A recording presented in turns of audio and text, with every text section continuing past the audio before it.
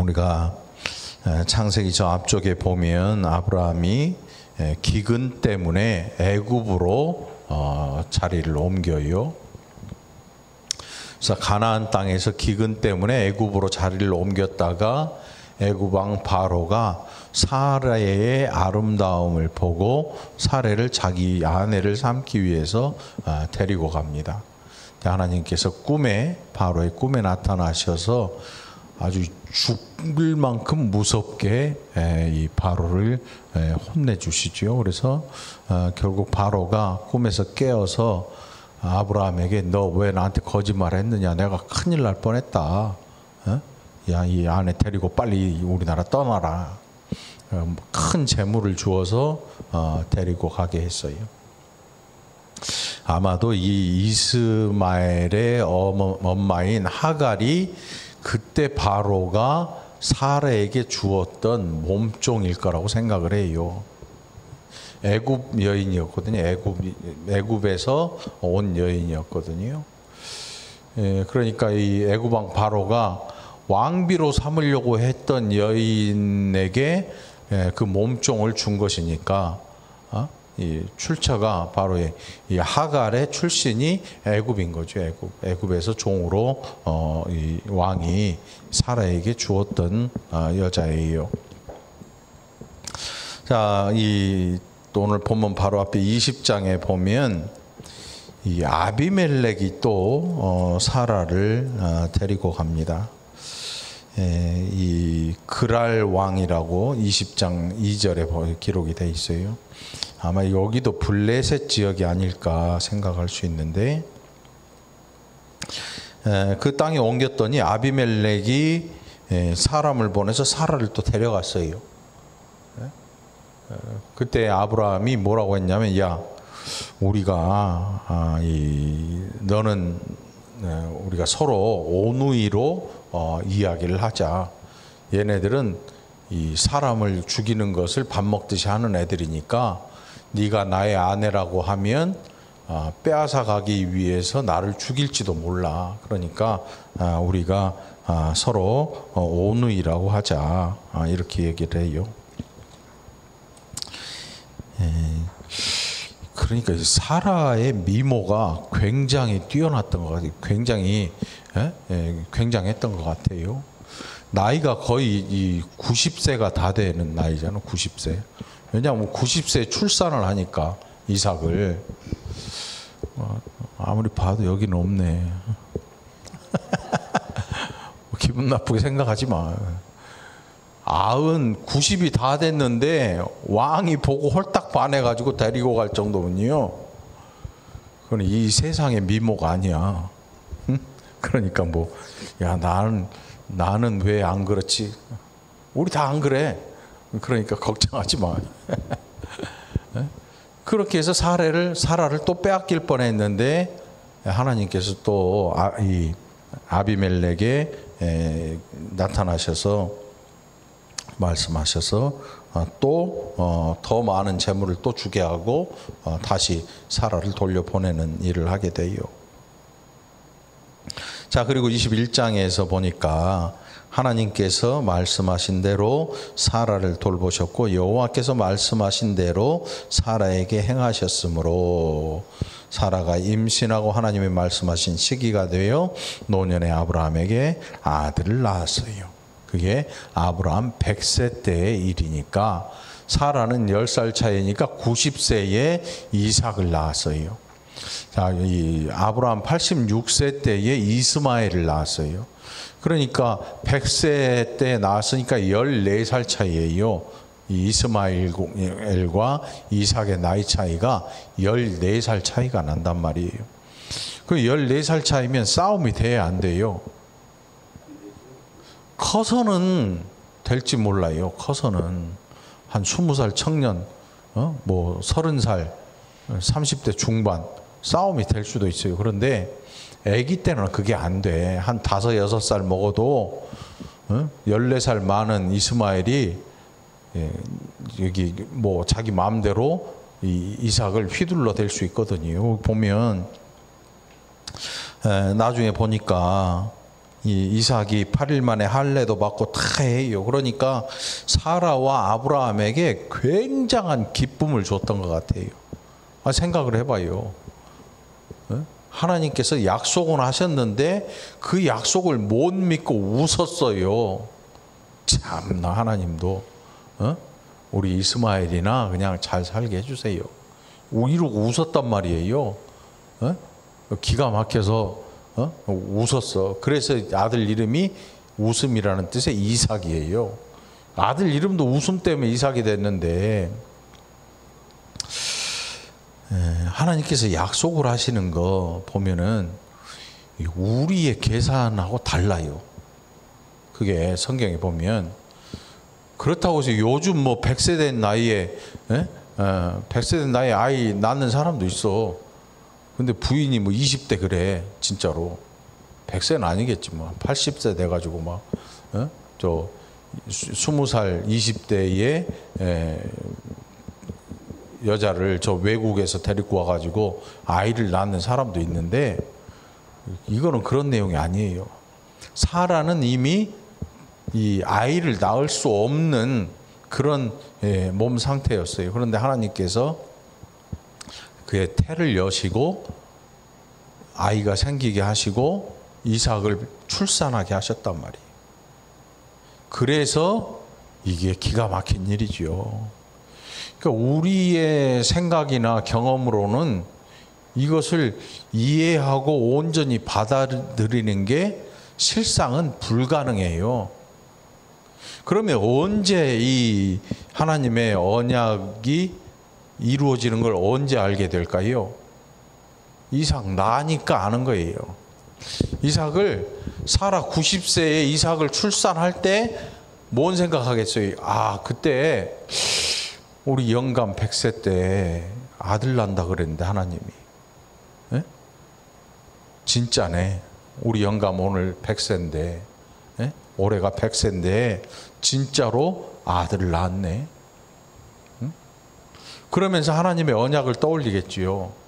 하나님께서 네 아내 사라를 통해서 낳을 그 아들의 후사를 통해서 내가 하늘의 별과 같은 땅의 이 해변의 모래같이 무수한 백성들을 이루어내겠다. 약속을 하신 것을 기억해낼 거예요. 우리도 마찬가지예요, 여러분. 하나님께서 성경을 통해서 우리에게 주신 말씀들을 우리는 잘 안 믿어요. 믿는 거는 우리한테 뭘 준다 그러면 좀 믿어볼까. 그렇지 아니하고 예수님이 다시 오신네 뭐 많은 약속들이 성경에 기록이 되어 있는데, 성경을 믿는다고 하는데 어떤 삶의 내용을 들여다보면 잘 안 믿어. 왜? 진짜로 예수님께서 다시 오실 거라고 믿으면 아마 그렇게 안 살 거야. 절대로 그렇게 안 살죠. 주인이 안 올 거라고 여겼던 게으른 종들은요, 지 마음대로 살고 주인의 것을 갖다가 자기 사리 사욕 채우기 위해서 난리 법석 피우고 탕진해 먹고 그렇게 살아요. 이 게으른 종들과 불의한 종들의 모습이죠. 유익한 종은 늘 주인이 올 거라는 사실을 알고 준비를 해요. 오늘 우리가 준비하고 있는 유익한 종들이 되기를 바라요.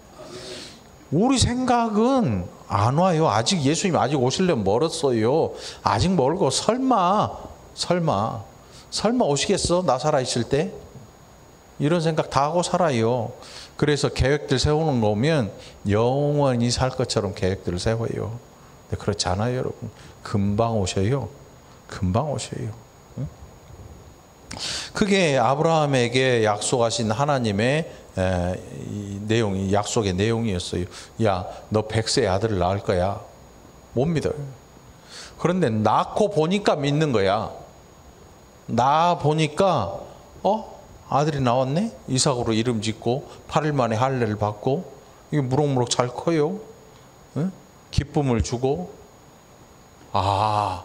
하나님이 진짜로 주셨나 보다. 그때 가서 실감을 하는 거죠. 그때 가서.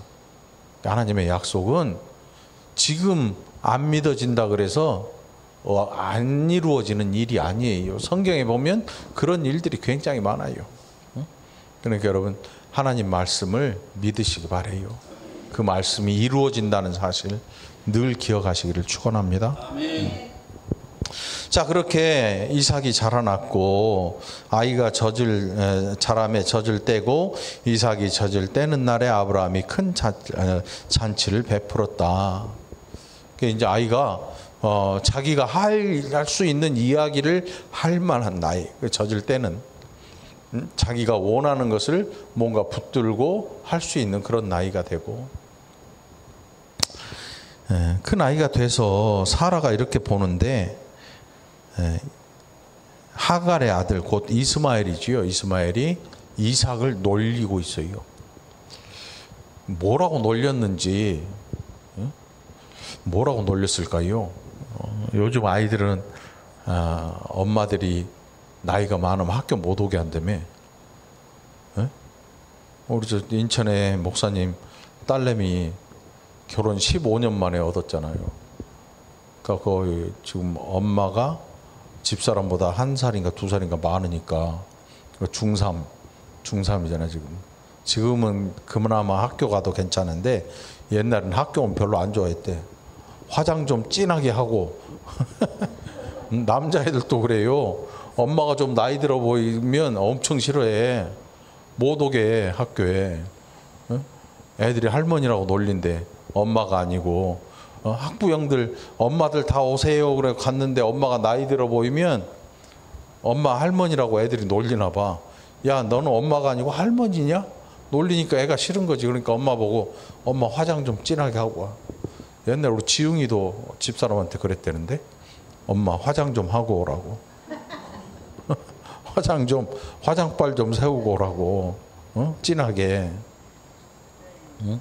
최정숙 권사님 저기 누구야? 정인이 학교 간 적 있죠?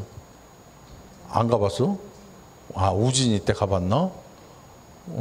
아마 우진이 못 오게 할걸? 할머니 와가지고 못 오게. 애들이 아마 이스마엘이 놀리는데 그렇게 놀리지 않았을까? 야, 니네 엄마 할머니잖아. 90살인데 생각을 해봐요. 90살 때 돌쟁이 나와가지고 10살 되면 엄마가 100살이야.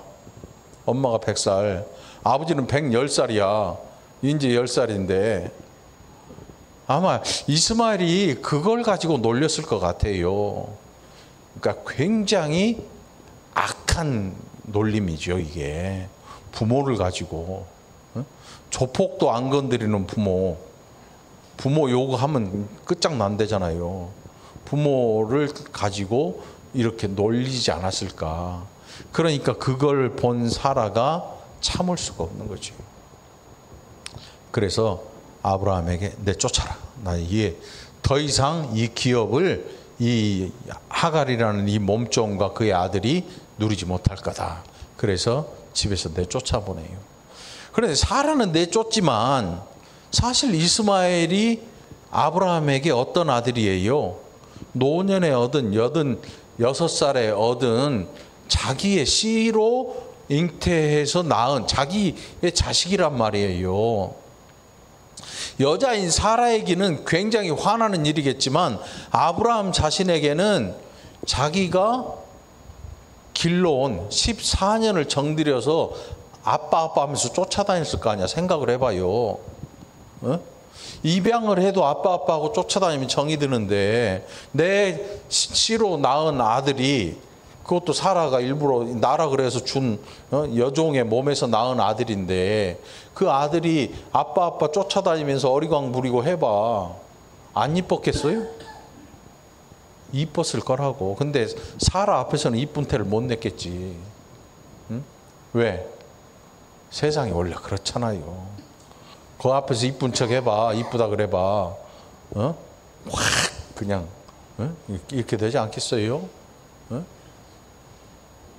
그런데 어느 날 사라가 이 꼴을 본 거야.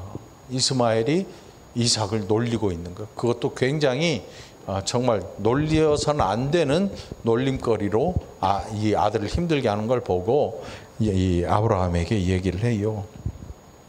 이 종의 아들은 내 아들 이삭과 함께 기업을 얻지 못하리라. 10절의 말씀이지요. 그러니까 이 원인을 누가 제공했냐면 아브라함이 제공한 게 아니에요. 사라 자신이 제공했어요. 하나님께서 언약을 하셨는데 못 기다리고 이거 하갈 데려다가 자식이 낳아서 후사라도 좀 이어봅시다. 이렇게 한 게 자기란 말이에요. 자기. 사라 자기. 자기가 해놓고 이제 자기가 발등에 불이 떨어진 거지. 그래서 이스마엘과 이삭은 어떻게 우리가 생각해 볼 수 있냐면 언약의 자손인 이삭, 사람의 생각과 방법으로 낳은 이스마엘. 그러니까 세상적인 방법으로는 이스마엘이 이스마엘. 하나님의 방법으로 태어났다면 이삭을 이야기하는 거지요. 그러니까 하나님의 방법과 세상 방법이 같이 존재할 수가 없는 거예요. 한 집안에서, 약속이 있는 이 집안에서 그것이 함께 존재할 수가 없는 거예요. 늘 갈등을 빚게 되고 갈등의 요소가 되고 불화의 씨앗이 되는 거지요. 신앙생활을 해봐요. 신앙생활 시작했는데 신앙생활을 시작하고 한 집에 사는 사람이, 한 사람은 신앙생활을 하고 교회 열심히 다니는데 한 사람은 교회 안 나가고 계속 이 신주단지나 이런 거를 집에다가 올려놓고 거기다 조왕신 모신에 삼신할매 신당 차려놓고, 여러분 이게 어떨 것 같아요? 늘 갈등의 요소가 생기는 거예요. 종교전쟁이 이 집 안에서 늘 일어나는 거예요. 여러분들 전도해 보시면 알겠지만 신앙생활 안 하는 집은요, 그런 것들 갖다 놓는데 꺼리낌이 없어요. 아무렇지도 않아요. 그렇다고 예수 믿는 사람이 그것 때문에 깨림칙하냐? 그러면 안 돼. 그거는 깨림칙한 문제가 아니고 신앙, 믿음으로 이 신앙의 내용이 그러면 안 되기 때문에, 그게 얼마나 죄인 걸 알기 때문에 그 사람에게 이 복음을 전하는 거지요. 그런데 그 복음을 듣는 사람 입장에서는 이거 갖다 내다 버리라고, 자기가 경외심을 가지고 관리하고 보살피고 하는 이 신주단지를 갖다 내다 버리라고 하니까 갈등을 빚을 수밖에 없는 거지. 올바로 신앙생활을 하려면 하나님의 방법과 세상의 방법이 공존할 수가 없는 거예요. 누군가 하나는 떨어져 나가야 되죠. 누군가 하나는 떨어져 나가. 지금은 이스마엘이 떨어져 나가잖아요. 나중에 아브라함과 이삭과 그 다음에 누구예요? 야곱. 야곱이 외삼촌 라반의 집에서 떨어져 나오잖아요. 왜? 라반은 완전 세상 사람이에요. 잔머리의 대가예요. 그래서 야곱을 이용해서 자기 돈 벌을 거 엄청 벌어놓고 안 주려고 자기 두 딸까지 야곱한테 팔아먹은 사람이야, 이 사람. 이 보통 이 기가 막힌 사람이 아니야. 그러니 야곱이 그 세상 사람과 동거할 수가 없는 거예요. 나와야 돼. 하나님의 방법과 사람의 방법은 이렇게 같은 공간에 머물러서 같은 삶을 살아갈 수가 없어요. 누군가 하나는 뛰쳐나가야 돼. 누군가 하나는 떨어져 나가야 돼. 에? 우리 심령에서도 마찬가지예요. 하나님의 음성은 성경을 통해서 우리에게 들려와요. 야, 그렇게 살지 마라. 그런데 돈벌이 하다 보니까 돈은 벌어야겠고, 응? 이게 해서는 안 될 일을 계속해. 응? 그러니까 우리 속에서 어떤 일이 일어나요? 성령의 한탄이 들려오지요. 둘 중에 하나예요. 못 들은 척하고 이걸 깨부시고 신앙생활 접든지, 아니면 이 우리의 양심을 힘들게 하는 이 일을 접든지, 둘 중에 하나를 해야 되는 거야. 그게 신앙생활이 힘든 이유예요. 이거 없어. 우상을 섬기는 사람들에게는 이게 필요 없어. 이런 일이 생기지도 않아. 그러나 하나님의 백성은 반드시 이런 일들을 거쳐가게 돼 있어요. 그래서 이스마엘이 지금 쫓겨나요, 하갈과 함께. 그런데 하나님께서는 일반적인 은혜로 이 하갈과 이스마엘도 키우셔요. 야, 이 씨도 아브라함 너의 씨가 아니냐? 그러니 나는 이 씨를 통해서도 많은 민족을 이루어낼 것이다. 그래서 이스마엘이라고 하는 이 민족이 나중에 어마어마 커져요. 12지파를 이루고 굉장히 커지는데 나중에 이 이스라엘이라는 이 민족들, 아브라함의 후손들을 엄청 힘들게 하죠. 엄청 힘들게 해요. 형제 나라인데 이복 형제잖아요. 그런데 나중에 보면 원수처럼 하고 살아요. 결국 이 자기들이 만든 방법으로 얻은 이 아들로 인해서 나중에 온 민족이 서로 고통을 당하는 거지. 그러니 결국 하나님의 방법 외에는 하나님의 나라를 향해 가는데 쓸 수 있는 거는 하나님의 방법만 가지고 가는 거지요. 자, 그렇게 하나님께서 그 일을 말씀하고, 자, 아비멜렉이 아브라함에게 이제 뭔 일이 있냐면, 아브라함이 우물을 잘 파요. 우물. 가는 곳곳마다 우물을 파서 물이 나와. 여러분 신기하게 이 땅을 팠는데 우물이 나와. 여기 이제 광야잖아요. 가나안 땅이 거의 이 돌길이고, 그러니까 양을 끌고 다니다가 우물이 있는 거는 이거 엄청난 거예요. 진짜로. 엄청난 거거든요. 우물을 갖고 있다는 건 이 거부하고 마찬가지. 거부, 큰 부자예요. 우물을 갖고 있다. 그러니까 아브라함이 우물을 파요. 근데 아비멜렉과 그 부하들이 와서 요거를 또 뺏어가. 몇 번 참았어. 참다가 안 되니까 아비멜렉에게, 그러면 이제 봐라. 여기서 우리가 맹세를 하자. 내가 어린 양 7마리 줄 테니까 너 이거 받고 이것이 내가 판 우물이라는 사실을 네가 여기 사인을 해라. 서명해라. 그리고 앞으로 건드리지 마라. 그렇게 맹세를 하게 하는데, 그 맹세의 우물, 그게 바로 브엘세바예요. 브엘세바. 31절에 나오지요. 두 사람이 거기서 서로 맹세하였으므로 그곳을 브엘세바라 이름하였더라. 맹세의 우물이란 뜻이, 맹세를 한 거죠. 그리고 이제 아비멜렉은 블레셋 땅으로 돌아가요. 그리고 아브라함은 에셀나무 심고 거기서 영원하신 여호와의 이름을 불렀다. 여기서 여호와의 이름을 불렀다고 아브라함이 가는 곳곳마다 해서 계속 등장을 해요. 뭐 어떤 분들은 예배를 잘 드렸다, 예배를 정성스럽게 드렸다 이렇게 얘기하는데 그런 내용이 아니에요. 예배가 중심이 아니고 아브라함이 여호와를 믿으니 여호와께서 이것을 그의 의로 여기셨더라. 성경이 그렇게 기록을 해요. 아브라함이 예배를 철저하게 드렸더니 하나님이 아브라함을 이미 믿음으로 여기셨더라. 이런 내용이 아니고 아브라함이 하나님을 믿음에 이것을 그의 의로 여기셨어요. 예배 백날 잘 드린다고 해서 되는 게 아니고, 하나님 안 믿는데 예배 드리면 뭐 하겠어요? 하나님 믿으세요. 하나님의 능력을 믿으세요. 예수님의 구원을 믿으세요. 그리고 그 능력에 의지해서 살아가는 거예요. 이게 아브라함의 삶의 모습이었어요. 어떤 사람들은 예배에다가 중심을 둬요. 물론 그런 의미가 있겠죠.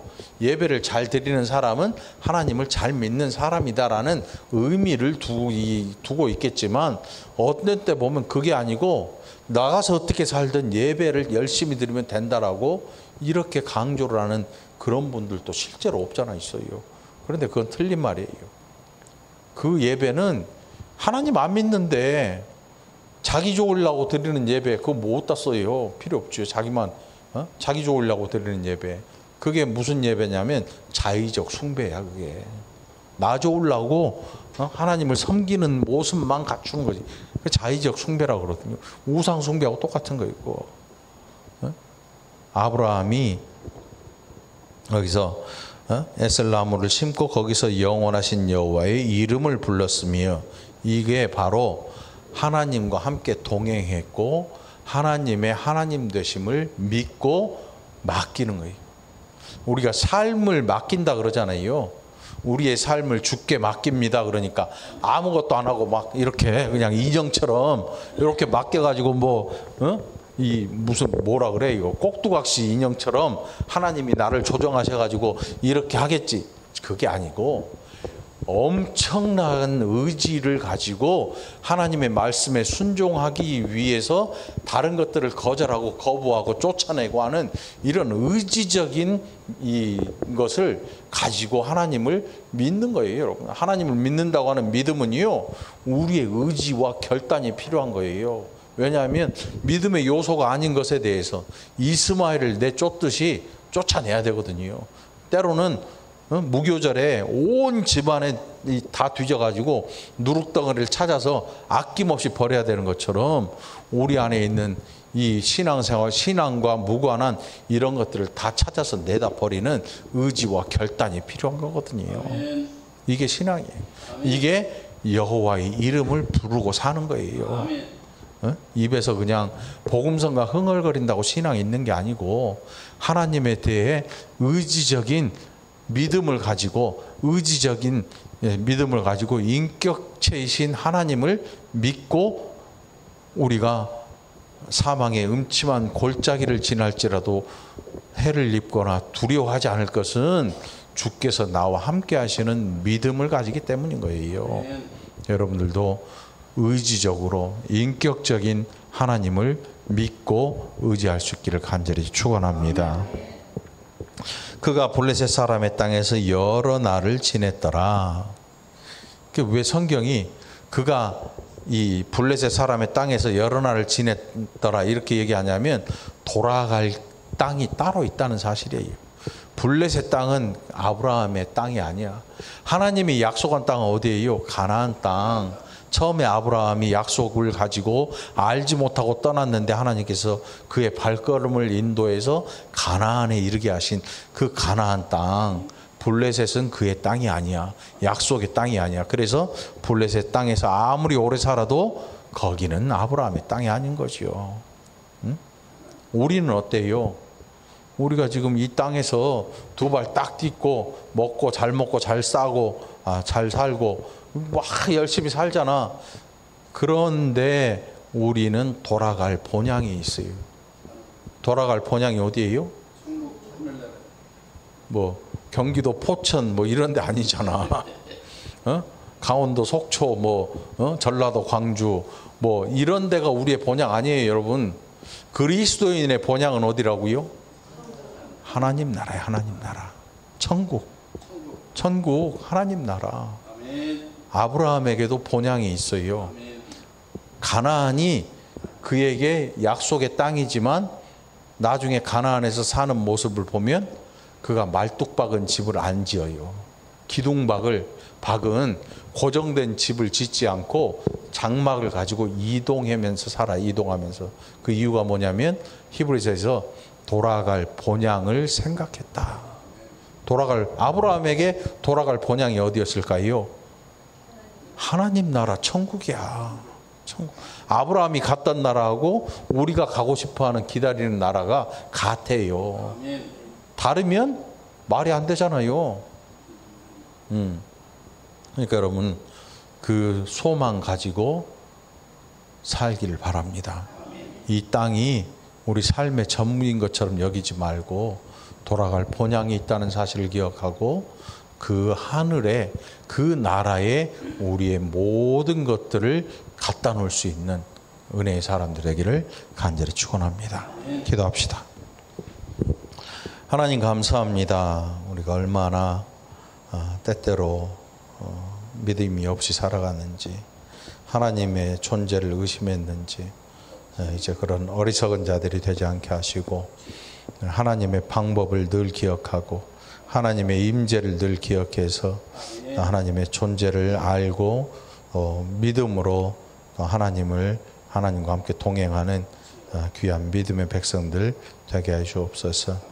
감사드렸고 예수님 이름으로 간절히 기도합나이다. 아멘.